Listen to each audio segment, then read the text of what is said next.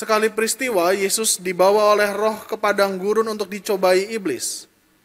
Setelah berpuasa 40 hari dan 40 malam, akhirnya Yesus pun lapar. Lalu datanglah si penggoda dan berkata kepadanya, "Jika engkau putra Allah, perintahkanlah supaya batu-batu ini menjadi roti." Tapi Yesus menjawab, "Ada tertulis, manusia hidup bukan dari roti saja, tapi dari setiap firman yang keluar dari mulut Allah." Kemudian iblis membawa Yesus ke kota suci dan menempatkan dia di puncak bait Allah. Lalu iblis berkata kepadanya, "Jika engkau putra Allah, jatuhkanlah dirimu ke bawah, sebab ada tertulis mengenai engkau, ia akan memerintahkan malaikat-malaikatnya, supaya mereka akan menerima engkau di atas tangannya, supaya kakimu jangan terantuk pada batu." Yesus berkata kepadanya, "Ada pula tertulis, janganlah engkau mencobai Tuhan Allahmu."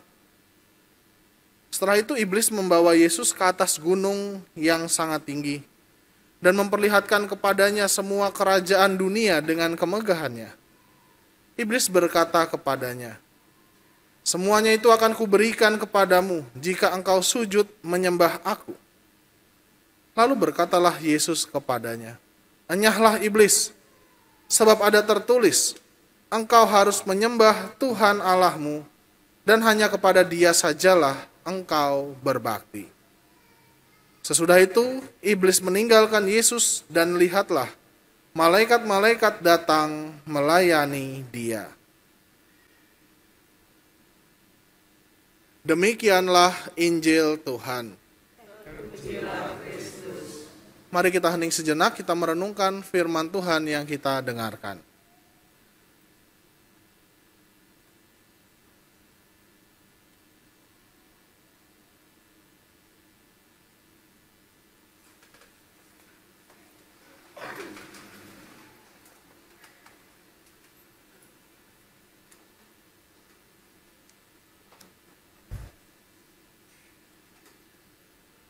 Suster, Bapak Ibu, saudara-saudari kaum muda dan anak-anak, selamat sore.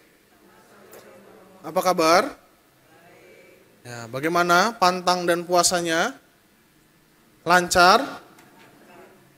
Berhasil? Ada yang sudah batal? Ada yang sudah gagal? Ada yang sudah berganti-ganti pantangan? Hari ini pantangnya ini, kok kayaknya enggak ya, ganti lagi pantangnya apalagi dan sebagainya. Sudah ada belum? Nah, Bapak Ibu saudara-saudari yang terkasih, hari ini kita mendengarkan bagaimana Yesus dicobai iblis di padang gurun selama 40 hari 40 malam. Maka mari kita merenungkan bahwa cobaan dalam hidup kita sehari-hari, hidup Anda dan saya, kita itu kerap kali menghadapi berbagai macam cobaan. Kita itu dites, diuji, ditantang, dan sebagainya. Nah, dalam cara pandang Kristiani, manusia itu dibagi ke dalam 3 dimensi. Nah, homili ini bertujuan supaya membantu Anda dalam memilah, dalam melihat atau merenungkan kira-kira saya sedang menghadapi yang mana. Jadi dalam ajaran gereja Katolik, kita itu percaya bahwa manusia itu terbagi ke dalam 3 dimensi. Dimensinya itu apa? Yakni fisik, ya, badan, jiwa, dan roh. Ada 3. Manusia itu terdiri dari badan, jiwa, dan roh. Ketiganya saling menopang satu sama lain. Dan ketiganya punya tantangannya masing-masing. Ya, contoh, yang paling sederhana adalah manusia secara fisik. Manusia badan. Ya. Nah, ini kalau badan itu berarti ketika kita menghadapi tantangan, cobaan, ya, itu bentuknya berkaitan dengan fisik kita. Misalkan, ketika kita lapar, kita belum makan, maka yang paling terasa adalah badan kita. Kita lapar, perutnya sakit, dan sebagainya. Atau kalau ketika kita menghadapi cuaca yang tiba-tiba panas menyengat, gitu ya, lalu kita merasa kegerahan, kita merasa panas kepalanya karena kena sinar matahari. Sebaliknya, belakangan ini hujan gak berhenti-berhenti, lalu badan kita itu merasa kedinginan. Yang biasanya tidur pakai AC, lalu AC-nya dimatikan. Nah, itu adalah cobaan secara badan. Dan badan itu biasanya yang paling menderita ketika kita berhadapan dengan situasi dari luar, gitu ya. Misalkan ya sakit itu juga tantangan atau cobaan yang dihadapi oleh badan kita masing-masing. Maka tidak ada satu orang pun di dunia ini yang tidak pernah paling tidak merasakan sakit, gitu ya. Kelaparan, kehausan, dan sebagainya. Nah, biasanya tantangan atau godaan yang berkaitan dengan badan kita itu bisa selesai ketika keinginan dari badan kita itu dipenuhi, kita dipuaskan. Kalau saya lapar, saya makan, kenyang, ya udah puas, selesai. Itu tidak akan berdampak apa-apa. Itu yang pertama ya. Jadi dimensi yang pertama itu badan. Yang kedua adalah jiwa. Ya, jiwa itu ya berarti berkaitan dengan batin, dengan hati kita. Maka tantangannya, biasanya ini berkaitan dengan perasaan. Enak nggak enak, gitu ya. Seneng nggak seneng, gitu ya. Lalu misalkan di tempat yang sepi dan gelap, tiba-tiba kita merasa takut. Takut ini dan itu dan sebagainya. Ya, itu yang diserang bukan badan kita, tapi jiwa kita. Ya. Atau ketika kita di rumah sendirian, nggak punya teman, lalu kita merasakan kesepian. Ya. Atau juga ketika kita mau pergi, lalu dilarang oleh orang tua, atau ketika kita ada teman-teman yang pergi kemana, kita tidak diajak, kita merasa ditolak, kita merasa dibenci. Itu adalah penderitaan atau tantangan atau cobaan yang dihadapi oleh jiwa kita masing-masing. Nah, yang ketiga adalah cobaan yang berkaitan dengan roh. Dimensi yang ketiga, badan, jiwa, dan roh. Nah, roh ini berkaitan dengan relasi antara kita manusia dengan Tuhan. Maka biasanya cobaannya, tantangannya jauh lebih mendalam. Dan biasanya diserangnya paling akhir. Misalkan saja ya, ketika kita mengalami penderitaan yang tiada hentinya, setiap hari kita menderita, kita susah dan sebagainya, iman kita jadi goyah. Kita jadi mudah tidak percaya lagi kepada Tuhan.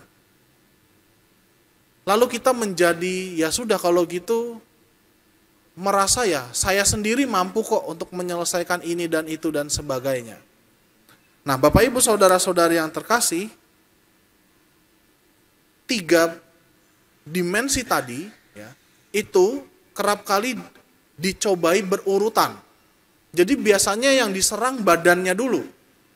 Setelah badan, baru turun ke jiwa kita masing-masing. Baru setelah itu, rohnya. Maka, kalau Bapak Ibu, Saudara-saudari yang ada di sini sedang mengalami tantangan dalam hidup, cobaan, ya, penderitaan, ya, biasanya yang mengalami itu badan kita dulu. Tapi bisa jadi jiwa kita juga kena. Kita merasa sedih, kita kecewa dan sebagainya. Lalu badannya ikutan menderita. Ya, misalkan kita ya sedih, lalu badannya jadi sakit, tiba-tiba pusing-pusing.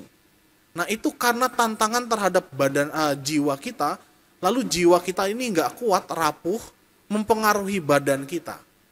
Lalu kemudian itu lalu mempengaruhi juga bisa ke dalam bukan hanya jiwa, tapi roh kita masing-masing.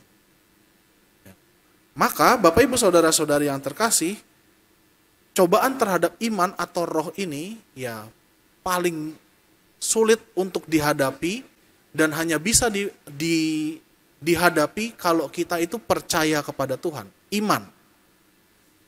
Nah, hari ini Bapak Ibu Saudara-saudari yang terkasih, kita mendengarkan bagaimana Yesus dicoba di padang gurun.